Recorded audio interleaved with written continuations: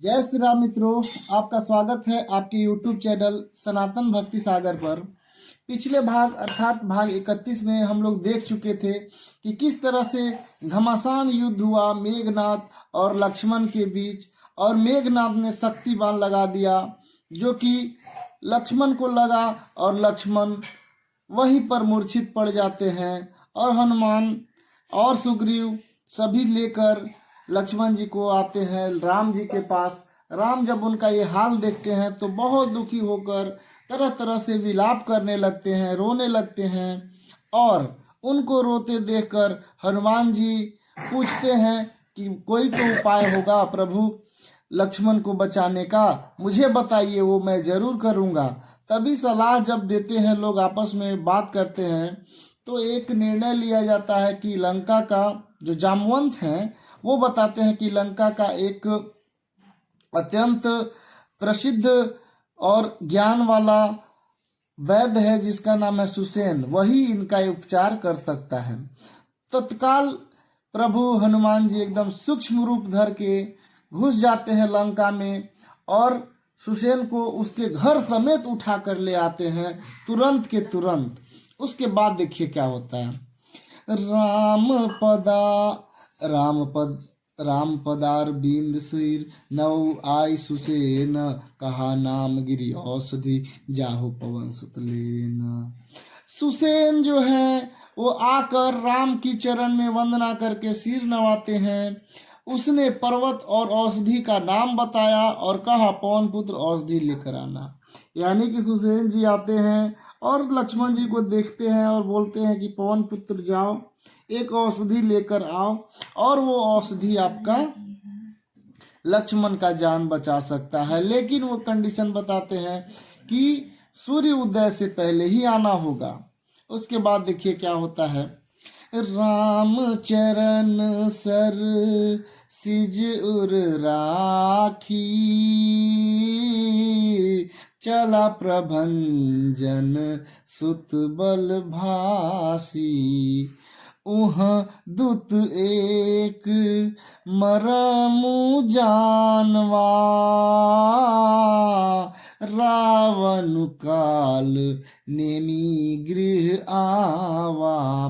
श्री राम जी के चरण कमल को हृदय में रखकर पवन पुत्र हनुमान अपने बल का बखान अर्थात मैं अभी इसको लिए आता हूँ ऐसा कहकर चल देते हैं। उधर गुप्तचर रावण को इस रहस्य की खबर देते हैं। तब रावण काल नेमी के घर आता है। प्रभु श्री राम का काम करने के लिए ही तो लक्ष्मण हनुमान जी का जन्म हुआ था। वो जाते हैं और अपने प्रभु श्री राम को प्रणाम करके उनके चरण को अपने हृदय में रखकर चल देते हैं और बोलते हैं कि प्रभु मैं आपका कार्य जरूर करके आऊँगा, ऐसा कहते हैं। और इतना कहकर वो पूरे शक्ति के साथ और तीव्र वेग के साथ चल पड़ते हैं। उधर रावण ने भी अपना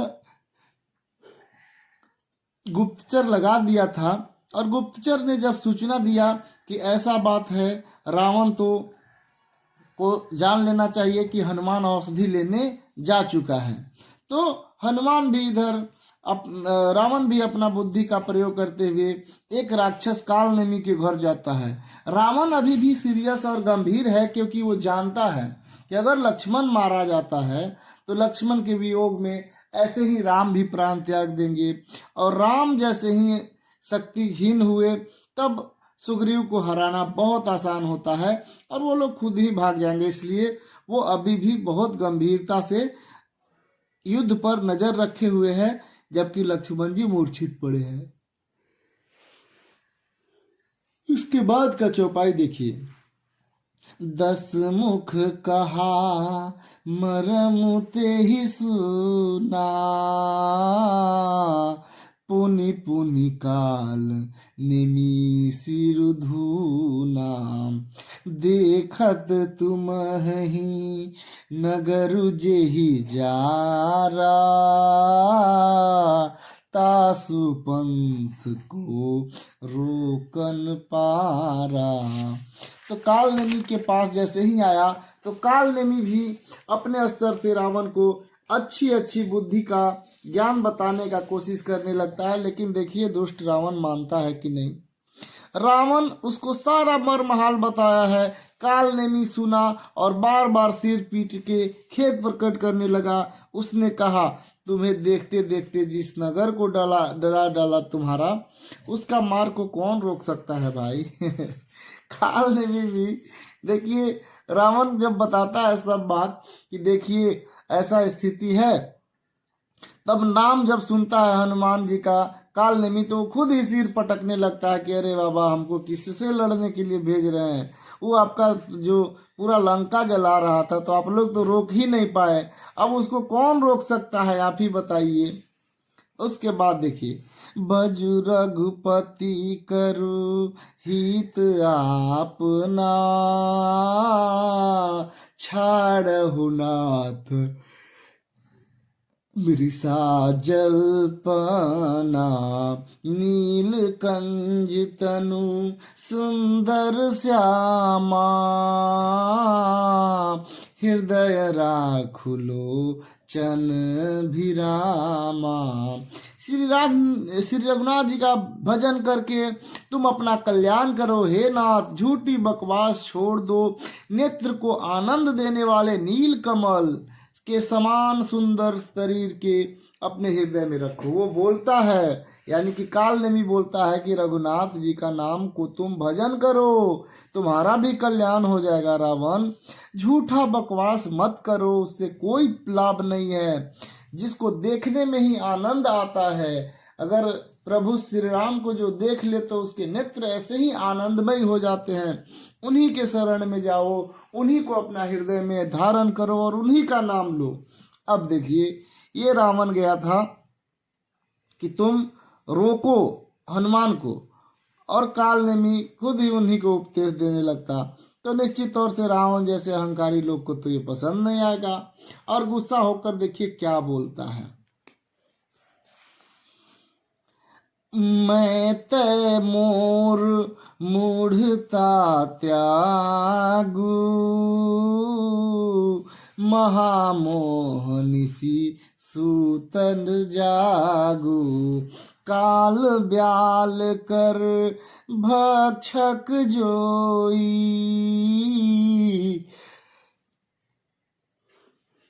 सपने हूँ समर की जीती असोई। मैं, तू भेदभाव और ममता रूपी मूढ़ता को त्याग दो, मोह अज्ञान रूपी रात्रि में सो रहे हो, सो जाग के उठ जाओ। काल रूपी सर्प का भी भक्षक है, वही स्वप्न भी वह रण में जीत जा सकता है।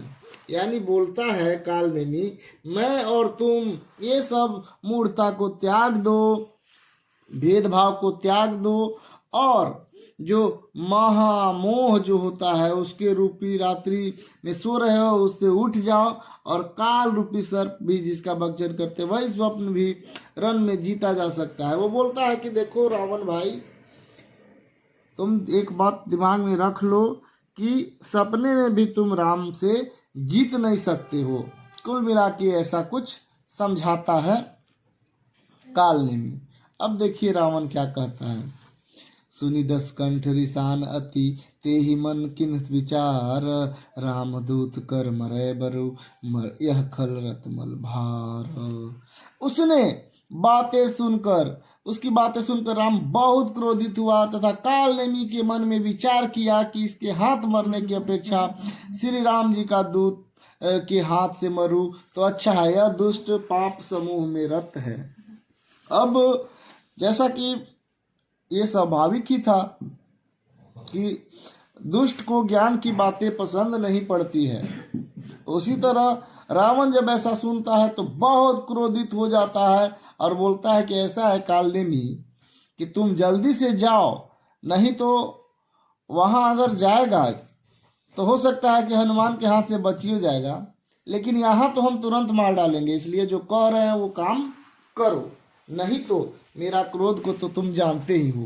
काल नेमी भी सोचा कि अरे भाई, ये रावण जैसा राक्षस से के हाथ से मरने से अच्छा है कि राम के भक्त हनुमान के हाथ से ही मरे, इसके हाथ से मरने से क्या फायदा है, ये तो ऐसे ही दुष्ट राक्षस है।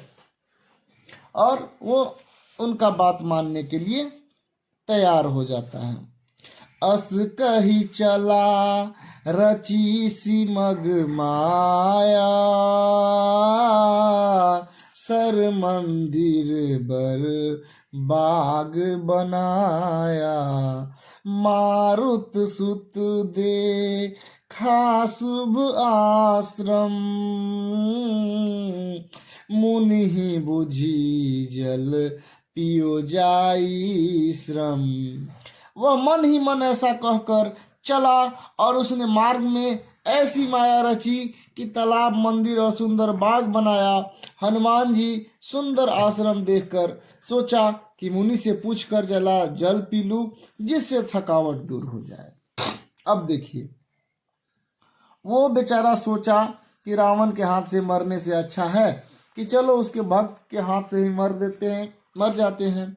और ऐसा मन में सोचते सोचते वो चल पड़ता है और वह ऐसा माया रचता है कि राम के काम करने के लिए जो हनुमान जी जा रहे थे उनके मार्ग में माया से तालाब, मंदिर और सुंदर सुंदर बाग बना देता है। हनुमान जी सुंदर आश्रम देखकर सोचते हैं कि मुनि से जरा पूछ कर और जल पी लेता हूँ, जिससे कुछ थकावट दूर हो जाए।